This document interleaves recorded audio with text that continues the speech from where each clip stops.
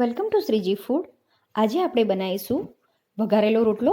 વઘારેલો રોટલો એક ગુજરાતી કાઠિયાવાડી રેસીપી છે અને વઘારેલા રોટલામાં તેલ, મરચું અને લસણનું પ્રમાણ થોડું આગળ પડતું હોય, પણ આજે હું તમને એ જ રેસીપી વિધાઉટ ગાર્લિક એટલી જ ટેસ્ટી કેવી રીતે બનાવવી એ શીખવાડવાની છું.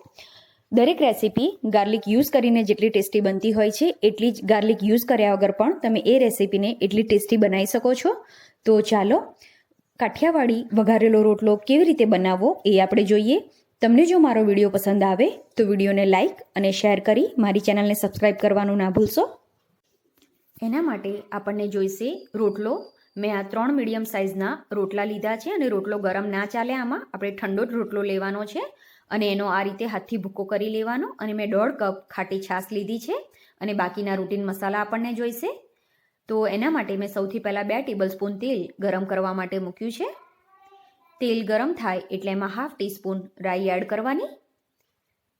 રાઈ થઈ જાય એટલે ગેસની ફ્લેમ સ્લો કરીને એમાં 1 ટીસ્પૂન હળદર એડ કરવાની. 1/2 ટીસ્પૂન હિંગ એડ કરીએ.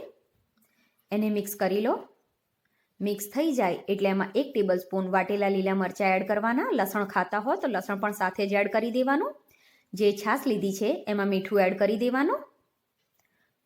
મરચાંને સાંતળી લો. રોટલામાં પણ મીઠું હોય એટલે છાશમાં એ પ્રમાણે મીઠું એડ કરવાનું.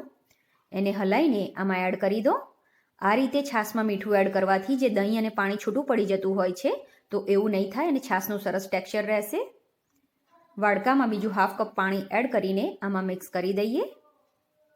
ગેસની ફ્લેમ મીડિયમ કરી દઈશું. હવે એમાં 1.5 ટેબલસ્પૂન જેટલું લાલ મરચું એડ કરવાનું. આ રેસીપી થોડી સ્પાઇસી હોય પણ તમારા ઘરમાં જેવું તીખું ખવાતું હોય એ પ્રમાણે તમે મરચું એડ કરી શકો. ગેસની ફ્લેમ મીડિયમ રાખીને આમાં ઉભરો આવવા દઈશું. આ રીતે થોડું ગરમ થવા લાગે એટલે જે રોટલાનો ભૂક્કો કરીને રાખ્યો છે એ આમાં એડ કરી દેવાનો. મિક્સ કરી લો એને.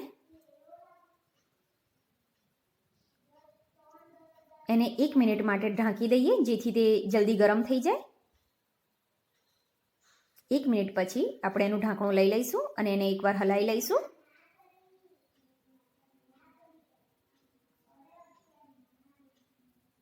મીડિયમ ગેસ ઉપર એને હજુ 2 થી 3 મિનિટ ઉકળવા દઈશું.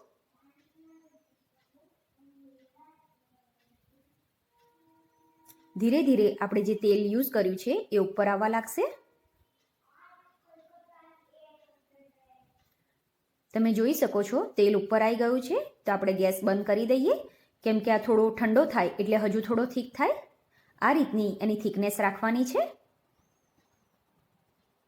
થોડી કોથમીર એડ કરીને મિક્સ કરી લઈએ. 2 મિનિટ આને સીજવા દઈએ અને પછી એને એક બાઉલમાં લઈ લઈશું. તો હવે આપણો કાઠિયાવાડી વઘારેલો રોટલો સર્વિંગ માટે રેડી છે. આને ઓલવેઝ ગરમ જ સર્વ કરવાનો, એ ગરમ વધારે ટેસ્ટી લાગે. અને આ રેસીપી ગાર્લિક યુઝ કરીને અને ગાર્લિક યુઝ કર્યા વગર બંને રીતે બની શકે અને બંનેથી એનો ટેસ્ટ ખૂબ જ સરસ લાગે છે. જો તમે ગાર્લિક યુઝ કરતા હો તો મેં કીધું એ પ્રમાણે મરચાંની સાથે જ તમારે ગાર્લિક એડ કરી દેવાનું. અને જો યુઝ નથી કરતા તો સેમ આ જ પ્રોસેસથી તમે વઘારેલો રોટલો બનાવી શકો છો. અત્યારે મેં રોટલાનો ભૂક્કો હાથથી કર્યો છે, પણ જો તમારા ઘરમાં નાનું બેબી હોય કે ઉંમરલાયક વ્યક્તિ હોય તો આ રીતનો ભૂક્કો જો એ ના ખાઈ શકે તો તમે ચીલી કટરમાં કે મિક્સરમાં પણ એનો ભૂક્કો કરી શકો છો. એનું એકદમ સ્મૂથ ટેક્સચર બનશે અને એ લોકો ઇઝીલી એ ખાઈ શકે. એનાથી ટેસ્ટમાં કોઈ જ ફેર નહીં પડે પણ એનો સ્મૂથ ટેક્સચર બની જાય છે અને પ્રોસેસ સેમ આ જ રહે છે. બાજરીનો રોટલો કેવી રીતે બનાવવો એ મેં પહેલાં જ ચેનલ ઉપર બતાવેલું છે અને ડિસ્ક્રિપ્શન બોક્સમાં એની લિંક પણ આપી છે. આ રેસીપી બનાવતી વખતે ઓલવેઝ ઠંડો રોટલો જ યુઝ કરવાનો. ગરમ રોટલો આ રેસીપી માટે ના ચાલે. આઈ હોપ તમને મારો આજનો વિડીયો પસંદ આવ્યો હશે. આવા જ બીજા વિડીયો શીખવા મારી ચેનલને સબસ્ક્રાઈબ કરવાનું ના ભૂલશો.